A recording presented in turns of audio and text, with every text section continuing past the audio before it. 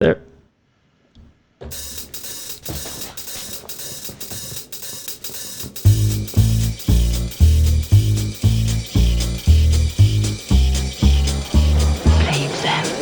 Yes, ma'am.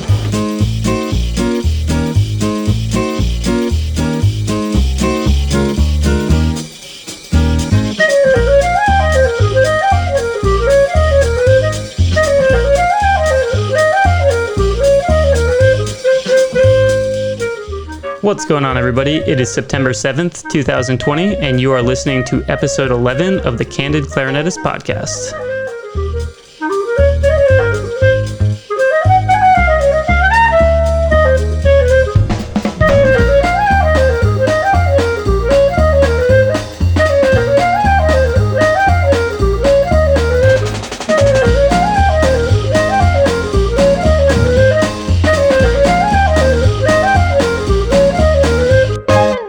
I hope everyone is enjoying their nice long Labor Day weekend. My name is Sam Rothstein, acting principal clarinet with the Indianapolis Symphony Orchestra and the host of the Candid Clarinetist podcast. I am joined today by Jacob Joyce, who is the associate conductor of the Indianapolis Symphony Orchestra. How's it going, Jacob? It's going well. I love the theme song. You sound fantastic. Thank you so much. Great lead in there. Yep, appreciate it. Yep, it was a nice project for me and a friend of mine, so it was fun to do that. It was my first time doing the recording with the click track thing, and so figure what better way to do it than to brand my podcast. So there you go.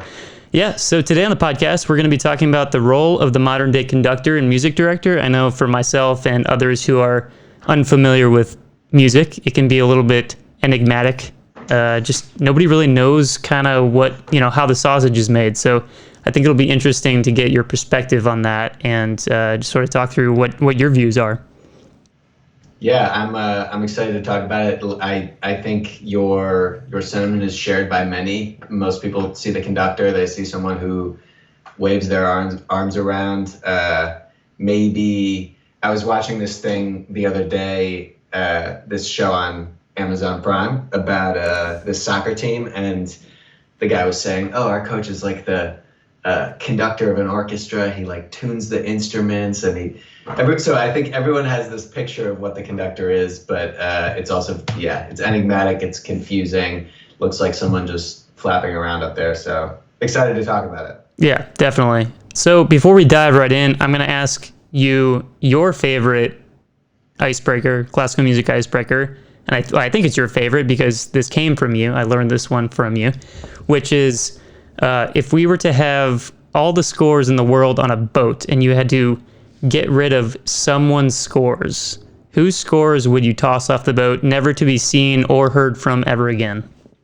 Yeah, this is my favorite icebreaker. I have a hot take on this one. Part of the reason I like playing this game where you have to make an actual decision and throw off A-list composers. So you can't just say I would get rid of Dittersdorf or some composer no one's ever heard of. So my composer hot take that I would throw off is Peter Ilyich Tchaikovsky. That's a fairly controversial opinion, I would say. I'm just not that big of a fan, and I think most people would include him in their top 10 composers, and I don't need those scores around. So would you ever program anything with Tchaikovsky, or is it just, if we're talking what's important moving forward for music history, that's one that you would be done with? I think our director of artistic planning, Katie McGinnis, she's actually said to me before, she knows anything by Tchaikovsky, I probably won't really want. Anything by Schumann, I absolutely will want. So those are, I think she has at multiple times said, oh, there's this Schumann thing coming up, but maybe let's save it so you can do it. And, oh, we're going to do this Tchaikovsky. You're not going to do this because I know you would say no anyway. So right. I would never say no to anything, but if I had my choice, Tchaikovsky off the boat. Yeah. So so you said it has to be A-list composer. What would you consider because my answer to this is always Bruckner. Yeah. Would you consider Bruckner an A-list composer? I think that's on the borderline. I mean, if we're going for really hot takes, we had a couple kids in the side-by-side orchestra say they would throw Beethoven off, which I can't get behind, but that is definitely an A-list composer. That one I think is unequivocally an A-list composer. I think Bruckner's up there. It's like, all things considered, I also would probably throw Bruckner off before Tchaikovsky, but I'm thinking about like their place in the hierarchy and how overrated I think they are, and so Tchaikovsky, see ya. Sure.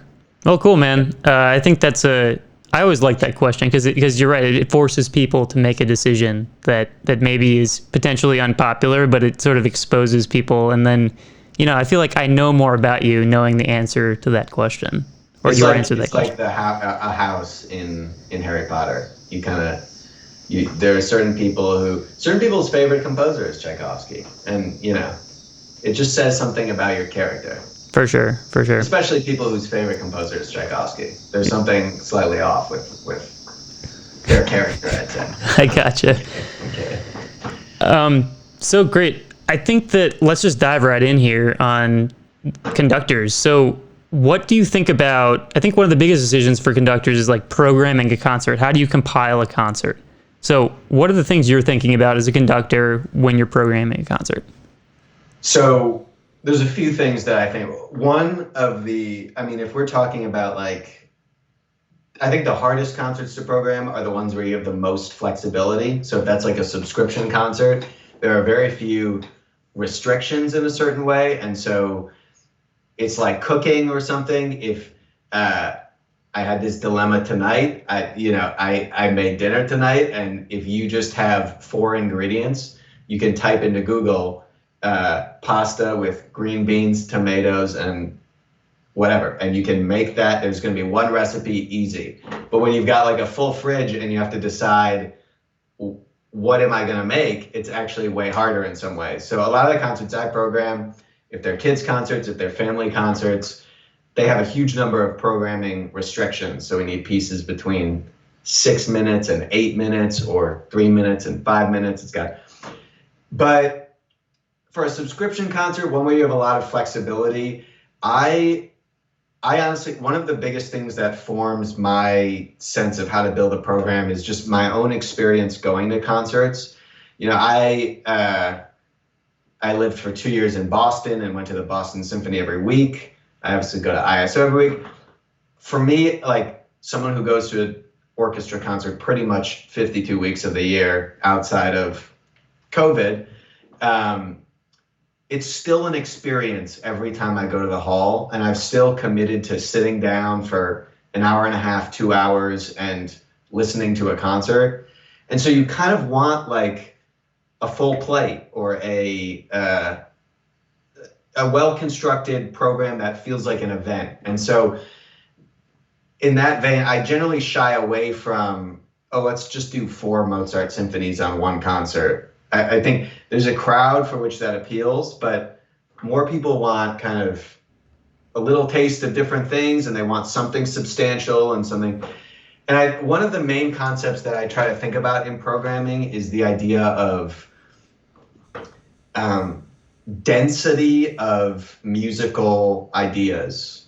When I think about a piece, I try to think about how dense is this for the listener? Is this something that has an enormous number of musical ideas that the listener has to process and interpret in a very short period of time? A piece by Schoenberg might have tons of musical ideas in one measure. And then there's other pieces that are much lighter. A Bruckner symphony, for example. A Bruckner symphony could have one musical idea for 25 seconds. For too long. Yeah. Well, and it unfolds at this like tectonic pace. And the listener's experience of how substantial something is, I think, is very correlated to that. So I try to think about that. If I'm going to program a piece by Schoenberg that's 15 minutes, but it's incredibly dense, that's going to be taxing on the listener. They're going to have to really focus. Maybe I'll surround that by something by Mozart that unfolds, a slower piece by Mozart that unfolds, it's a little more easy, maybe a Baroque piece. And And I like to think about it in that way because then you're not saying, okay, let me have one contemporary piece, one romantic piece, one Baroque piece.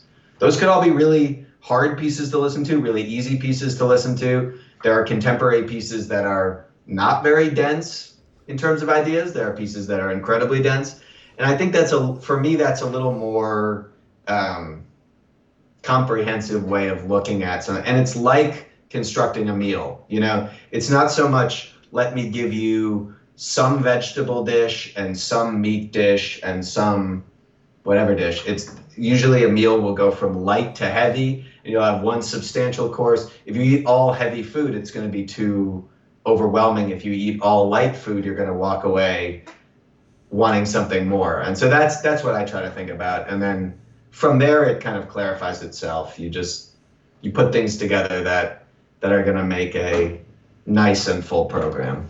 Yeah, and you made an interesting point. I think honestly the cheapest way of programming, and this is of course an opinion, but for me the cheapest way of programming is like a Debussy concert or a Rachmaninoff concert or a Mozart concert, because it's like, okay, there's your theme. We understand that there's a theme, but yeah, I think you're right. It just doesn't have any balance to it. Like if Debussy's beautiful and I love Debussy, but if you put Prelude to the Afternoon of a Faun on the first half of a concert, like that piece is like perfectly balanced in every way. And so if you have too much of it though, it's just like, it's like eating too much of like a really good rich dessert. Yeah. Yeah. I mean, what are your thoughts on that? I just think about, like, you think about the average concert goer. I go 52 weeks a year and every concert feels like an event. For someone who goes 4 times a year, if we have someone who comes to the ISO 4 times a year, they're like a pretty loyal subscriber. They come to 4 concerts a year. And if you go to 4 concerts a year, you might hear one piece by Beethoven for the year. You might hear every other year a piece by Brahms.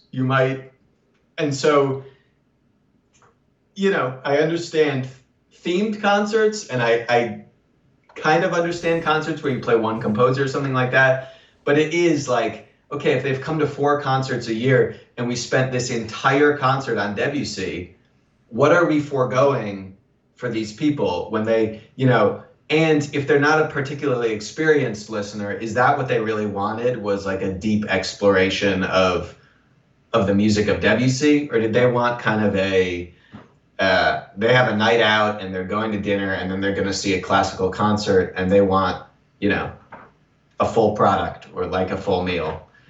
And that's why I think, you see, we're kind of in a way, like when you program, you're like a curator of an art museum. And there might be a place at some point for an exhibit on some lesser known artist that goes really deep into the works of one person's paintings or sculpture or whatever. But the benefit that an art museum has is most art museums also have their full collection where you can see everything. And for someone like myself who goes to an art museum 3 or 4 times a year, I like seeing the full collection. And if I was more well-versed, I would also want the exhibits. But I think we have a tough thing in programming in that we have to give people both of those things. And so, yeah, I try to think of them as constructing a full product every time. And then along the same lines, what is like your dream program? Unlimited budget, anything you want? I feel like this is a tough one because I have like 25 dream programs, but Tchaikovsky, all 6 Tchaikovsky symphonies. All Tchaikovsky. No. Needless to say, I don't think Tchaik would make the cut. I mean, I think honestly, it's kind of a cop-out answer, but I would love to just conduct Mahler too with the choir, and that's a program in and of itself. But maybe like if outside of Mahler too, Alpine. If I have unlimited forces budget, let's say Alpine Symphony on the second half, because I love that. I love that piece. I'd have to have some Schumann on my program, so I think I would put Manfred Overture to Schumann on my program. And then let's say Copland Clarinet Concerto with Sam Rothstein. Oh, man, my man. On your dream program? No way. All right, bud. Well, that's great. And I think we have the same taste in music because, Mahler 2 and Alpine Symphony 2 are my favorites for sure. So when I first met you, you were actually a violinist, and I said were, so are you still a violinist? Should I not use the past tense there? Well, as of recently, I can't say I've been practicing a lot, but during COVID, we'll have a little more time on our hands. Taken out the violin again, dusted it off, played a little Bach. So maybe I can still claim that I am a violinist, but were is fine. Okay. Yeah. So Jacob and I were Tanglewood Fellows in 2012 together, and that's when we first met. And about, 6 years later, I was on the committee for the associate conductor with the ISO, and I got this video, and we knew each other, and I recognized his name, and I was like, Jay, I've heard this name before. Where is this? And because we weren't like good friends at Tanglewood, we were acquaintances, I would say. And so I'm watching this video, and I was like, oh my gosh, I know this. I thought he was a violinist, and it was like really good. Like I was blown away by his tape. Like it was really great. And so I just, from my own curiosity, if nothing else, when did you decide you wanted to be a conductor? Well, probably actually when I was at Tanglewood, I already had it in my mind because I think I decided, I don't know that I decided definitively that I was going to do this in high school, but it was something I was thinking about in high school and definitely in college. It was trending that way. I think it partly started, to be completely honest, because I was just not totally cut out for the level of routine and kind of what seemed to me to be rote repetition that was required of playing an instrument. I did that for 20 years and I practiced my scales and things like that. But already in high school, I think I was a little tired of looking at one line of music and knowing that I was going to be playing one line of music as a violinist. And I liked thinking about, I always liked music theory, I always liked music history, but I liked kind of thinking about how much more complicated things get when you add multiple lines of music. And I always liked chamber music, but more than anything else, I like playing in orchestra. And in fact, I was back, were we at Tanglewood this summer when we played Petrushka? Yes. Yeah, because there's a video of Petrushka online. I was needing a recording of Petrushka for something, and so I went on YouTube, looked, and found it, and I was watching a little bit of the recording, and I noticed this is what I did when I played an orchestra, and it was a terrible habit. I just looked around the whole time and would watch other people in the orchestra, and when a melody's about to come in, I would kind of turn and start watching people, and it's incredibly distracting, and it's terrible orchestral etiquette. So it's good that I gave up violin anyways, because I would have been a terrible colleague to play an orchestra with. But that's where my mind was from an early age, was who's playing here, who's coming in, and I wanted a sense of the whole. And I always loved orchestral music the most, so that's, I think, I had my mind on it from high school, maybe. Yeah, that's really cool. I remember that performance specifically. That was a really awesome performance.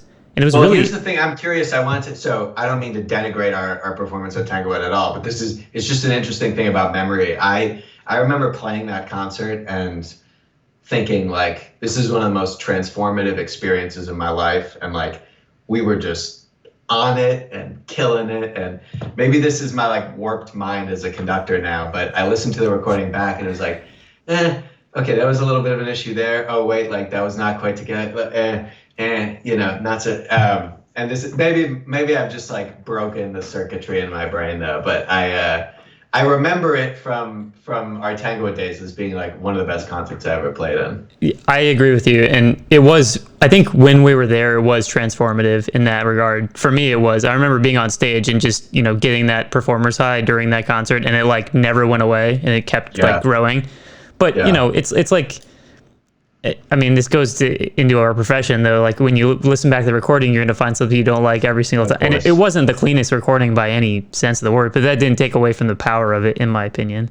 Oh, of course. And I try to think about that when whenever we do something like side by side, or you work with kids or something like that. I mean, something that seems routine to you, or that seems the product doesn't seem incredible to a kid or to someone learning, or that could be a transformative experience. And so, yeah, I think those are good memories to have, if for no other reason than, it was a super fun performance. But I think as many kids who can have a similar experience, all the better. Definitely, for sure. Or even, I mean, you mentioned the people in the orchestra, but also the people in the audience. I mean, there's a number of performances that come to my mind from when I was in Chicago, or when I was in school, just like recitals that I listened to that I'll never forget, just based on like how they happened. And then you probably talk to the person who gave the recital, or the performance, like, oh, whatever, it wasn't very good, and yada yada. So it's a matter of perspective in the time. And I think that's what's so interesting about music in general, is that it happens in that moment. And yes, there are ways of documenting it, but really the most powerful thing is when it's actually happening, which is why live music is so good.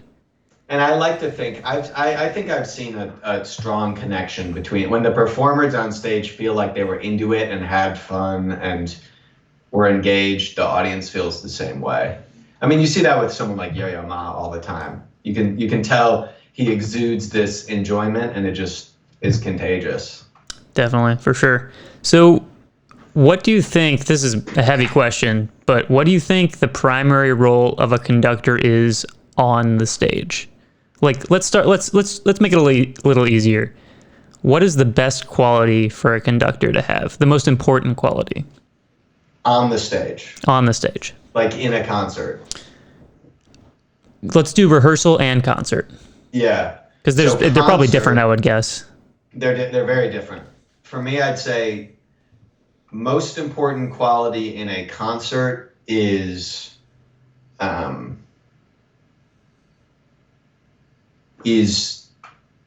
being an inspiration with your body language and giving the extra motivation to the players to give it their all, play with emotion, passion, and also in the same vein, I mean, this is two things really, but giving people a space where they're comfortable to play.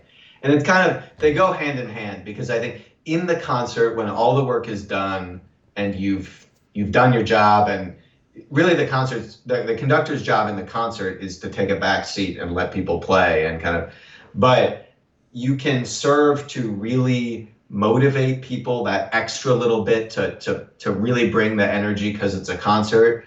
And you can also give people a space to feel comfortable when they're playing, because it's a concert and people might be nervous or something like that. So, it's little things like if you cue someone and you point directly at them versus you invite them to play. If it's a nervy entrance or something like that, you don't want to be disturbing people or making them not creating a space where they can really play to their fullest. And so I think in concert, that's the most important thing. Extra energy, extra inspiration, but also, taking a back seat and letting people play. Rehearsal is very different. I'd say for rehearsal, there's too many important, I mean, it's hard to decide one best quality, but actually for me, I think the most important quality for any conductor, bar none, is authenticity. And I'll give two: authenticity and knowledge or preparedness. You have to know exactly what you want, and you have to be authentic in what you want and how you get it. But if you take those as givens, the person's up there and they're prepared and that they're themselves, they're not acting, then for me, rehearsal, especially in the professional setting, is about efficiency or economy of time usage, of motion, of your ability to triage, to rank things in terms of what needs to be dealt with and what will fix itself. I actually think that's the most important skill, far more important than your technique, your baton technique, your demeanor. I mean, your demeanor is important, your ear, all that stuff is important, but your ability to be efficient with your time, say as little as you need to say in an effective way, but also to take all of this information and basically triage it and decide, okay, what needs to be dealt with, what is not so important and might take care of itself, what should I run again, what should I stop to rehearse. I think that actually is that's the separator between the great ones and the mediocre ones. That's important, or excuse me, that's interesting that you bring that up, because I feel like there's some conductors that talk way too much and say way too little, and then there's others that say way too little and you don't get enough out of them. So there's like an interesting medium that you need, where like you need to say just enough that you get what you want and you don't have to like go back and do it again. Yeah. So it's just like you're not trying to decipher some code that they're giving you. But then there's other conductors that just like talk and talk and talk. And as my orchestra conductor in college said, they only remember the sound of your voice, which I think is very true. Yeah, right. No, I think that's totally true. And I think you have to, I think it's kind of true of any leadership position. You have to think about whatever you say as something that people listen to and can either serve to motivate people, or something that people hear and they realize it's not particularly pertinent to them, and so they start thinking, why did that person say that? Maybe subconsciously, and you kind of build up this capital with your word usage and what you choose to say, where people start to know you as someone who says things that are important and that matter and that are really vital, or someone who uses words effusively and just keeps talking. And if you do that, then when you actually say something important, it carries so much less weight. And the same thing goes actually for conducting. I mean, you can, the technique, you can flail around and make tons of gestures, but if your gestures are meaningless, people start tuning out your meaningful gestures as well. And so the art of the physical element of conducting, for me at least, is to use exactly the gestures that you need, no more, no less, so that people know that when they look up, they're getting information from you that's necessary. Absolutely. I agree 100%, and you put it very eloquently there, so thank you for that. I mean, it's easier said than done, let me say. It's not, I'm not trying to say that I do that all the time, but that's what you work towards, at least. Yeah, for sure. So, we talked about the most important qualities on the stage. So this is really important now, especially nowadays. What about off the stage? The role of a music director or a conductor? What is their most important quality when they're not conducting? Yeah, I mean, I actually think that in a way, the responsibilities are different, but in a way it comes down to the same thing that matters on stage, which is kind of definitiveness of leadership, and clarity of vision, but more importantly, an ability to communicate that vision to people in a empathetic, in a positive, in a supportive way. And you have to, I think off the stage, conductors have to know that they're still musical leaders of an organization in a way, and my greatest role models in the world of conducting, I think, kind of live and breathe 24/7 their essence as a conductor, and so it doesn't turn off when they go off the stage. They still have the same clarity of ideas. They still have the same preparedness with anything they do, whether it's a meeting or a donor event, or they come with the same level of enthusiasm and dedication as they do to the music. And I think those serve each other, because you're a better on-stage conductor if you live those like ideals that you're aiming for on stage, off stage, and vice versa. And it goes for any leader, I think. If you see the leader of your organization out and about off the job, but doing something that's totally antithetical to the image that they've created of themselves, you're going to have this kind of, you're going to be like, who is this guy? I thought, this person was a good leader, but he or she is not bringing the same quality to their life as they are to their work. And so I think that's actually the key. And then from that, there's all this stuff that you have to do. I think you have to be an ambassador for classical music. I think it's more important now. We always say this, but it's more important now than ever that conductors and musicians are ambassadors for classical music and realize that the audience is something that we constantly have to work to build, and that is vital.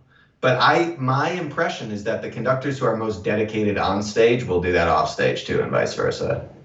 Yeah, and I'm not going to spend most of the podcast like trashing conductors, because I think that oftentimes they're very it's a very polarizing position, and I think that I can always tell who the best conductors and best music directors are, because it's not about how many people say good things about them.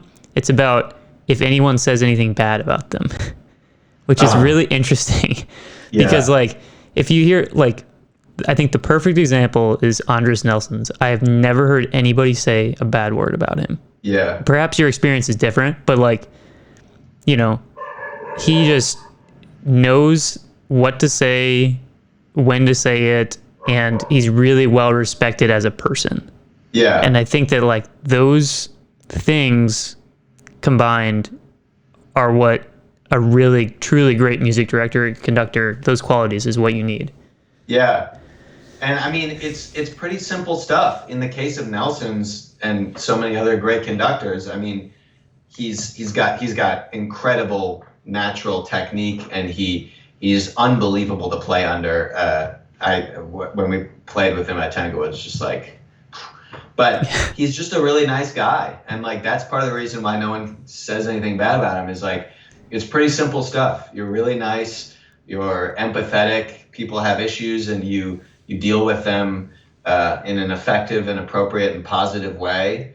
Then who is going to say anything bad about you? I think the problem is that the conducting profession just, it attracts a type of person a lot of the time that those things are a challenge for. So yeah, like I remember I was watching an interview with Michael Wayne, who we had in the podcast a couple weeks ago, and he said when member of the Boston Symphony, and he said when Andres Nelson's would like tune chords, instead of like pointing at people and saying it's sharp, it's flat, he would just say, Woodwinds, I think we can be a little more optimistic, trying to tune this. And like just saying it that way makes every single person who's involved want to do it better.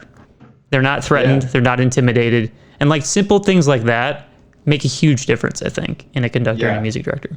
Yeah, hugely important. And that's why I think kind of every word you choose, every word you say, you have to try to think about that kind of thing. Is like, do I say first clarinet, you're flat? Or do I say, let's try it again? Or do I say, listen to each other? Or do I say, let's be a little more optimistic? There's so many different things that you can say, and each one of those has a slightly different effect, and you have to kind of decide when to push, when to not push, when you need positive reinforcement, if you ever need negative reinforcement. And yeah, those are all the questions that you have to kind of weigh in your mind as you're rehearsing.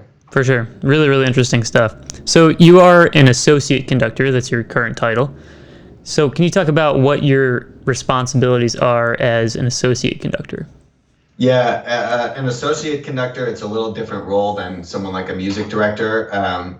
You actually have to, in a way, I mean, I don't mean to say that my job is harder than a music director's necessarily, but you have to wear way more hats, and you have to wear hats that you are not actually trained for in standard conducting education. And so you have to conduct kids concerts, and you've been there when I narrate these kids concerts from for Discovery, and you have to find a demeanor and deliver a script to a bunch of second graders. And then you have to do a family concert where there are grandparents and 3-year-olds in the audience. Then you also cover the classical concerts, so you have to be ready to step in at any moment, which in a way is, I'm not going to say it's harder than conducting the week, but you have to actually, one of the hardest things for me is if you're covering a piece that you know and the conductor on stage is doing it very differently. I mean, it happens a lot that conductors are actually beating, there's a passage that you can beat in 1 or in 3, and I've done it my entire life in 1, and they're doing it in 3. And I need to know for that week that I have to beat this in 3 if I actually get called up to do this, because that's what the orchestra's seen this week, that's what they're expecting. And so you have to be prepared to conduct a version of a piece that's really not yours. So that's tricky, and then occasionally you get to do big concerts of your own, and there you put on the music director hat of sorts and actually really rehearse. And it's just a lot of different stuff, and a lot of hats that you have to try to wear at the same time.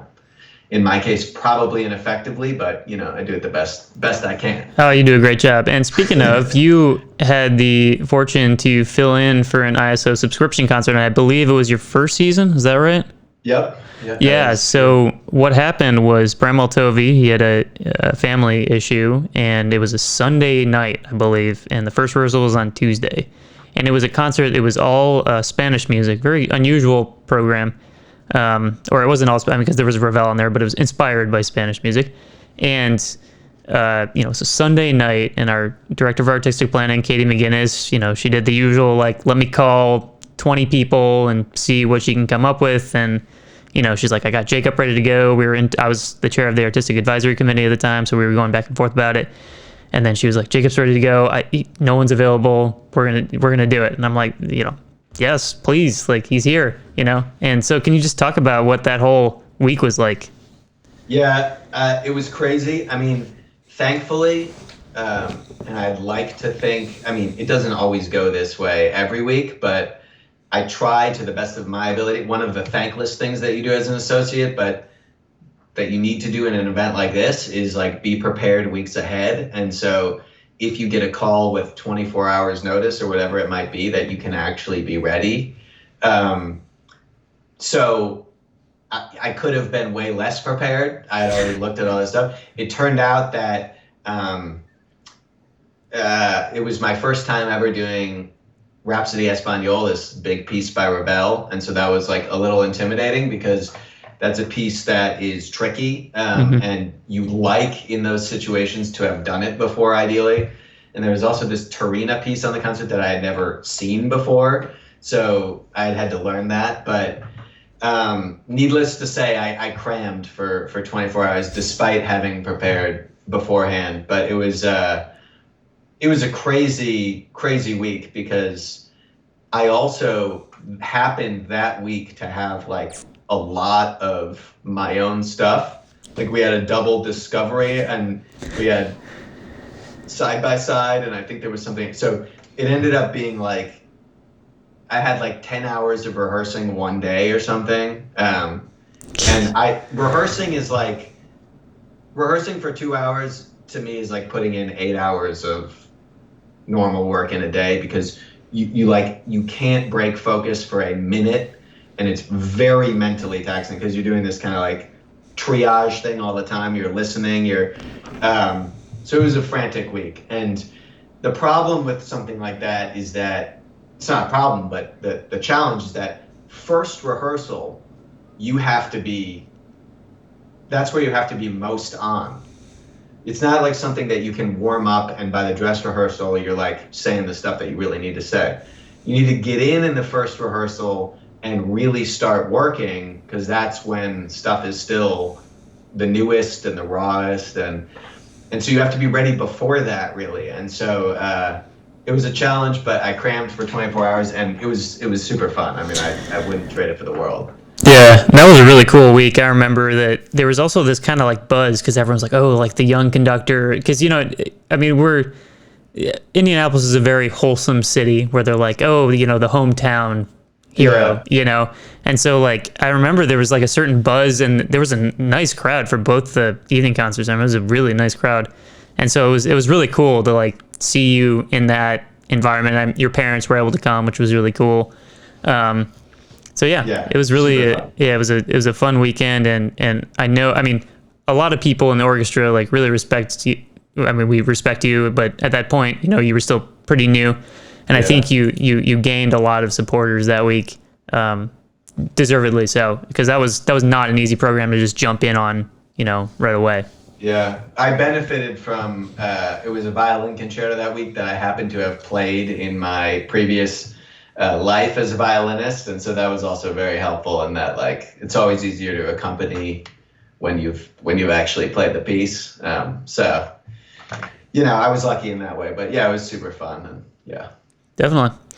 Cool, man. So we already talked about this. So let's talk about score study and preparation. Like, this is such a interesting topic because I feel like everyone does it a little differently. It's like some people are like, you know, A Beautiful Mind, where it's like they can, you know, you look at their score and you wouldn't even recognize the notes on the page because it's so marked up.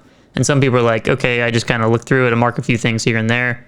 And, you know, then here we go. So where do you fall in that category? Like, are you a marker? You mark all your chord progressions and do all that stuff? Or are you, you know, just let's look at it, let's analyze it, let's internalize it, and then let's do it? Yeah, in terms of marking my scores and just generally the approach to score study, I really try to separate my own kind of theoretical, historical curiosity about a piece from what the job is as a conductor. And I think like one mistake that some conductors make is conflating those two things and thinking that because you love a piece so much that, and you have all these ideas about that piece, that as a conductor, it's your responsibility to give all of those ideas to the orchestra. And, you know, they're very different jobs actually. And I think anyone can go, any music lover can go and buy a score and analyze it. And so I often get two scores, and I have my own curiosity score that I can mark up as much or as little as I want. And often I'll do that. And, you know, here's an idea, scratch it out. I like this idea better, put in the chord progressions, all that kind of stuff. But then I have my conducting score, and I try to mark that with a system that's as economical as possible and as directed as possible to my job as the conductor. Because one thing when you get up on the podium, what you don't want, at least in my experience, is a lot of stuff is happening, and you want to slow the process down for yourself and be able to focus on what you need to focus on. And so if you've got some Jackson Pollock like painting on your score and it's just like this disaster, you're going to spend a lot of your mental energy thinking like, okay, what did I actually mark there, and what was my idea? And that was my experience for a long time conducting. I'd written all this stuff to myself in pencil and like, oh, maybe it should be like this, or maybe it could be like this. But when you're conducting, you have to have an idea, you have to communicate it, boom. And so when I mark the scores, I have, you know, cues that I need to give. I have dynamics that I need to show. I have phrasings that I need to know. I have maybe some character markings that I need to know. It's color coded in a way that's very visually friendly, but it's distilled to only the stuff that I need to know, no more, no less, so that I know when I look down, that's something that I need to know. And for me, stuff like, it's just a personal thing, but for me, stuff like harmonic analysis, Roman numerals, all that kind of stuff, I don't need that in my conducting score. I don't think there's ever a scenario where I'm going to need to say, okay, guys, it's a 5/7 chord. So, you know, if you're tuning a woodwind chord and you know that the third has to be a little lower and the seventh has to be much lower and stuff like that, it's still not going to help for you. So I try to only put the stuff that's necessary, no more, no less. Yeah, I think that's a good approach. I mean, I obviously don't do much any preparation for score study, but I mean, I study my own parts and how they relate to the score, but I agree that like less is more oftentimes. Yeah. Just like the really vital, important information. You know, when you're trying to, like you said, that like triage, when you're trying to like absorb all this information, if you have like a piece of paper screaming at you with all these markings, that's another thing that's just kind of gonna get in your way. And you know, reading a score is hard. Like there's clarinets written in A, and they're in a different key signature than everybody else. And then you've got bass clef and alto clef and horns in F, and you've got piccolo that's an octave higher, and to read all that stuff in real time, you're going to make that harder for yourself by splattering on the page. So really, you just try to keep it as clean as possible. Cool, man. Yeah, for sure. Yeah. So people always talk about the future of orchestras. What do you think are the major things that need to change in order to continue to be relevant? I feel like this is a little bit of a taboo topic because people have been saying that orchestras are unsustainable since like the 1940s, and clearly they're still here. But that's not to say that certain innovations are not necessary. So what do you view like the future of orchestras? Like, what do you think it looks like, and what changes need to be made?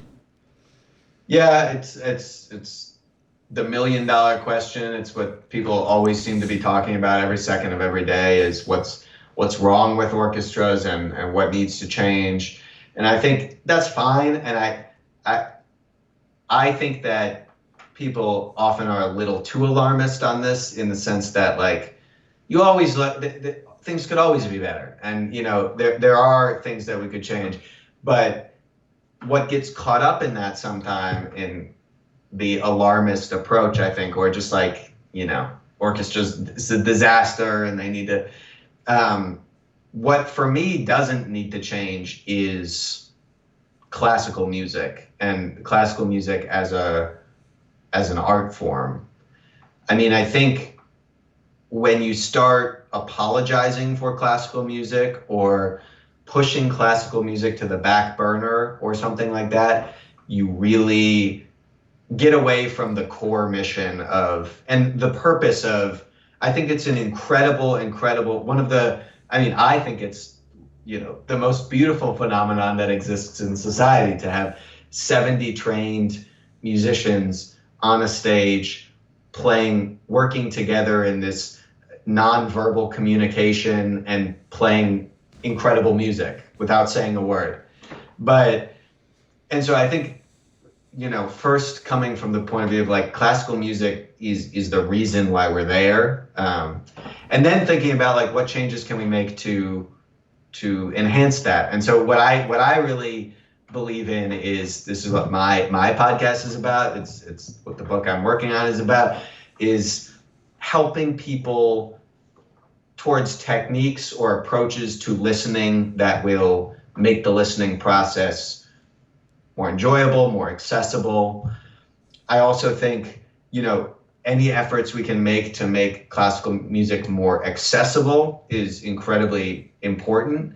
And I think in some ways when people talk about this, they don't, we could always do more, but they also don't give credit to the like incredible work that is done by people like the education department at the ISO. I mean, I think the education department at the ISO does incredible things for so many kids. And so the most important thing to know is that like, that's really vital, and that has to be a huge part of, I think, an orchestra's mission, but hopefully also a country's mission is to have arts in education and things like that. And then I think really importantly, I mean, we're seeing this now, but classical music does have to reckon with its tradition of being, you know, a white-centric, male-centric field. Dominated, the composers that we play are almost exclusively white and male. Performers have traditionally been almost exclusively white and male. And I think the key is to, what I at least try to talk about in my listening techniques is how to listen to anything. And so I think if orchestras can have a more equitable and kind of democratized view of what the art form can actually be and what we can present on stage and how we can present it, then you don't have to do that and compromise the integrity of classical music at all. I mean, you can do that in a way where you are really playing classical music that that these musicians are trained to play, and that people can come to and listen to in relative silence and interpret and think. And so I never think we should get rid of that, but doing so in a more equitable and democratic way is something that we can always continue to strive to do better. And there's an urgency now that I think is excellent. Yeah, absolutely. And I think that, you're right. There are the alarmists who are like, oh, classical music's dead. It's like, well, I mean, there are more people in music school now than there have ever been. Yeah. And, kids age 20 to 30 are streaming more classical music now than ever before. Yeah. And when I listen to the TV and watch commercials, there's more classical music on commercials now than I think in the last 20 years. Yeah. That I've noticed. So like, it's not dead, but it certainly needs to be, like you said, there are certain traditions that need to be rethought for sure. Yeah. And I think that for me, my biggest pet peeve is not a pet peeve, but my biggest issue right now is like the dress code. I think it's absolutely ridiculous. Why are we wearing tails still? You know what I mean? Yeah. Like, I understand like it's a fancy thing, or it used to be a fancy thing, but I think that alone sort of presents this wall immediately to people who don't feel like they're good enough for that. Yeah. And that's not true, because everyone is good enough for classical music. 100%. I think there are, I mean, tradition is a really double-edged sword with a lot of things. I think about it in the context of actually performing stuff, and in the context of concert hall etiquette. And, there are so many things that we do in classical music because it's been done that way for X number of years. And you have to look at not all traditions are bad. You have to look at traditions and say which ones serve us still and which ones don't. And I think the dress code, I agree with you, just doesn't. And it promotes this air of elitism that, like you said, it suggests that not everybody can do this. There are other things, I know that not everybody likes coming and the fact that everyone sits there silently in the concert hall, but I've never been a huge fan of kind of classical music like these, we'll come play classical music in the background at a bar while people drink.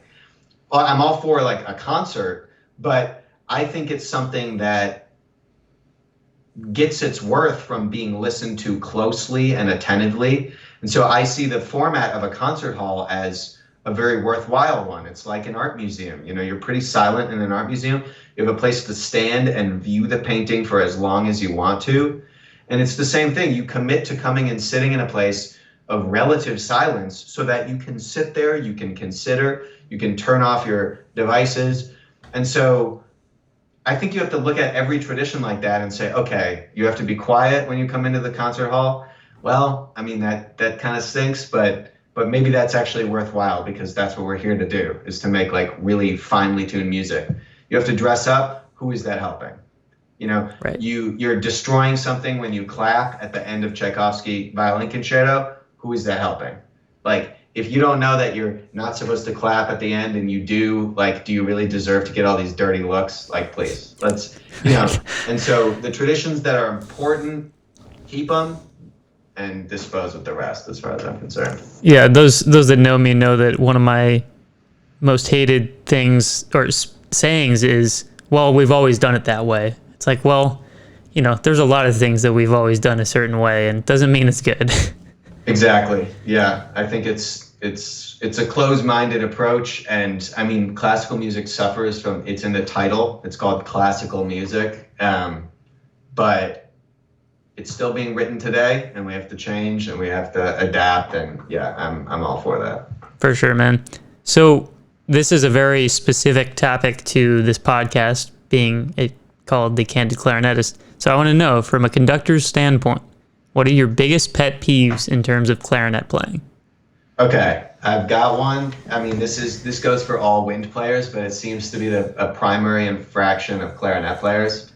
Okay, ownership over mistakes. And what specifically, I want to point to one thing, which is that, you make a mistake on your instrument, it's fine. There's no problem. But clarinet players have this habit of, they make a mistake and they like kind of look around and then they look at their instrument, they put it up to they go, oh yeah, key was stuck, my bad. And they make this big charade of like, let me blow out the key. Yeah, that was the problem. It was an instrument, like a little hardware problem. And everyone's looking at, come on, you messed up. It's okay. Don't put this big charade on for us. So that's my pet peeve with clarinetists. Blowing in the keys when clearly it was just a finger slip or something. It's fine. Everybody makes mistakes. Just hand up. That was my bad. Sorry. Yeah, I love it. I mean, though, to be fair, that does happen, but I believe it happens. I don't believe that it happens as much as people make it out. I am 100% guilty of making a mistake and then immediately looking down at my instrument as if something is wrong and nothing was wrong. There you go. It's just, yeah. I mean, listen, I understand the impulse, but clarinet players are like the primary offenders in that way. Yeah, I love it. Whoops. Oh, okay, yeah. Hardware problem. No worries, guys. Yeah. For sure. So you mentioned your podcast, and part of the reason why I wanted to bring you on was because you are a fellow podcaster, and actually I have to thank you because you certainly helped me kickstart mine. I called you for a little bit of consultation, and you helped me sort of, okay, this is important, this is not important, so thank you for that. But do you want to talk about your podcast a little bit?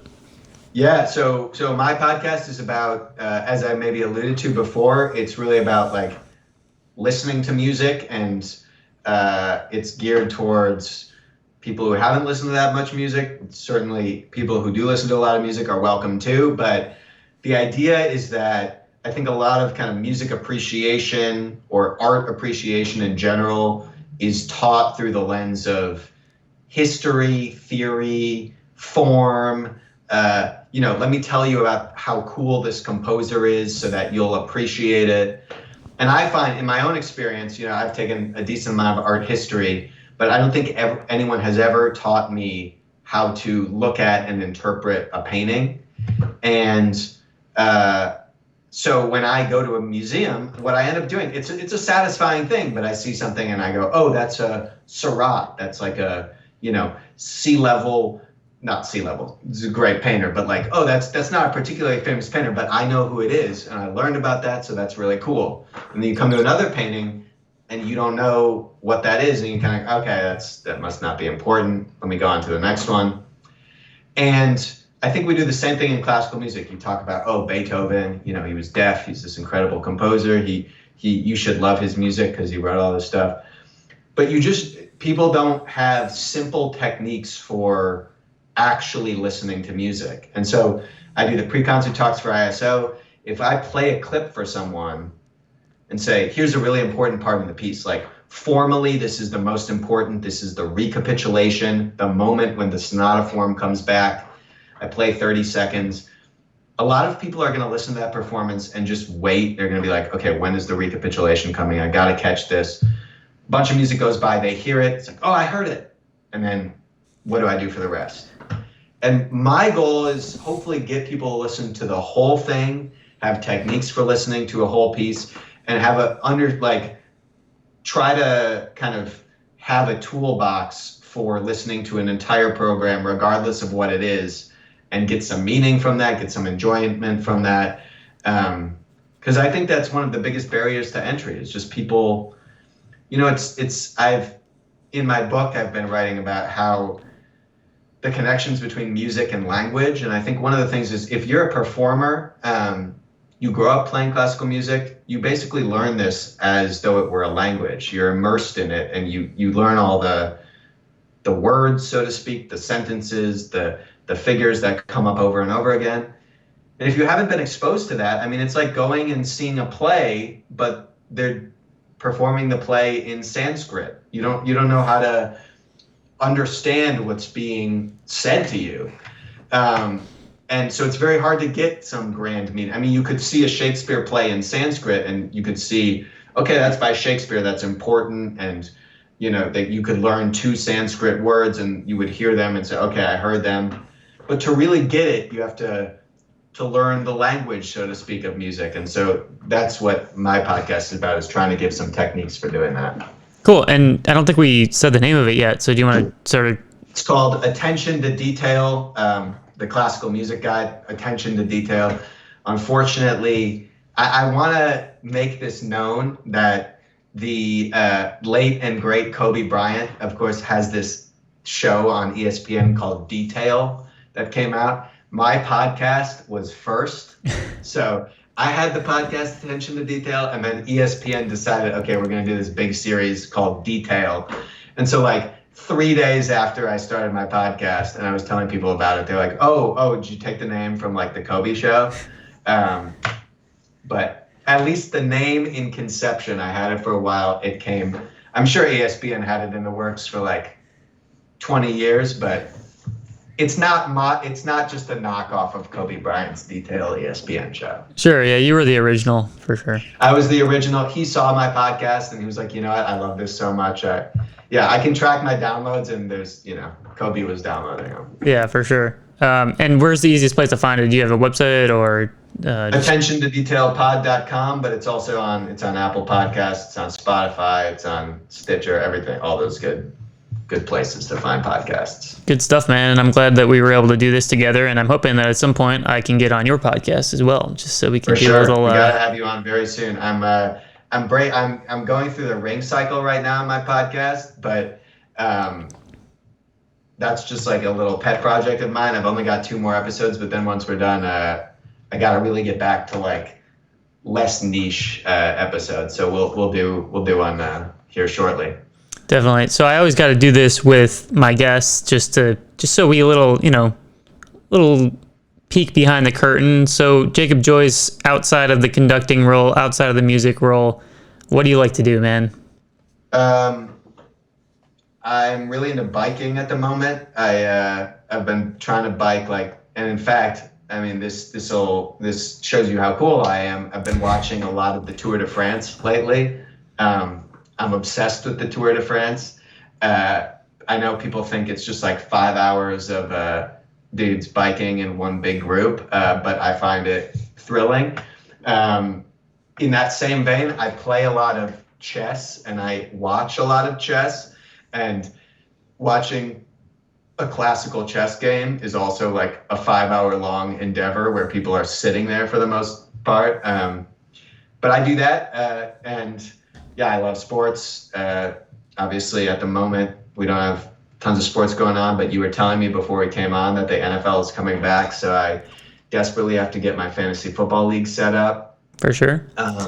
And you and I share, you and I share a mutual love of the NBA. We try to go to a couple games a year. I think we went to one this year. We went to Mavs Pacers back in February. It was like right before everything kind of shut off. But you have the game. Did we go to the game where there was a bat in the stadium?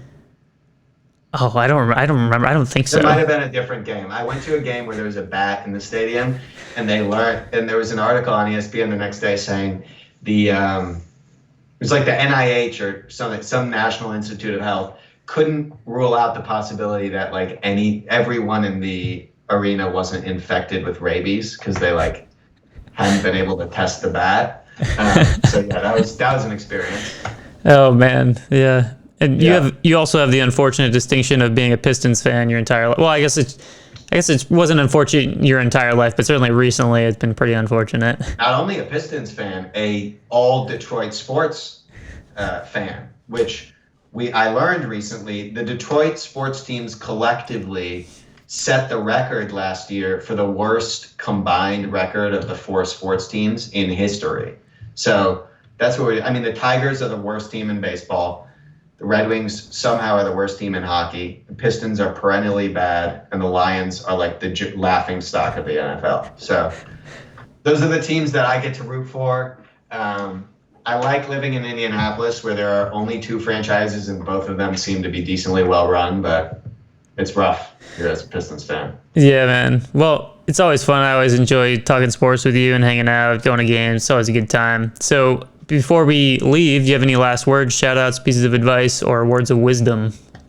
Ooh, I'm unprepared for those. I'm not someone to go to for words of wisdom, so I'll pass on that. But I can shout out to my parents who, if they're still actually watching this podcast, I would be very appreciative, but also have just been excellent supporters of my career. And shout out to really the shout out goes to the Indianapolis Symphony Orchestra musicians and everyone on the staff who's been working to try to weather this storm. I really hope we can just come back and make some great music as soon as possible, because my favorite thing in the world is being on stage with the musicians of the ISO, making some great music, and it's been tough not to be able to do that. So I really, I'm looking forward to when we can do that again. So I'm, but very, very appreciative of everything that they do, and yeah. For sure, man. That's it. Well, thank you so much for being on the cast. I really appreciate you. And for our new listeners out there, please make sure to like us on Facebook, follow us on Instagram at The Candid Clarinetist, subscribe to our YouTube channel, and follow us on Twitch at twitch.tv/The Candid Clarinetist. Remember that we are now live streaming our podcast recordings, so please be sure to visit us on Twitch. Once again, I am Sam Rothstein, and thanks for tuning in to The Candid Clarinetist podcast.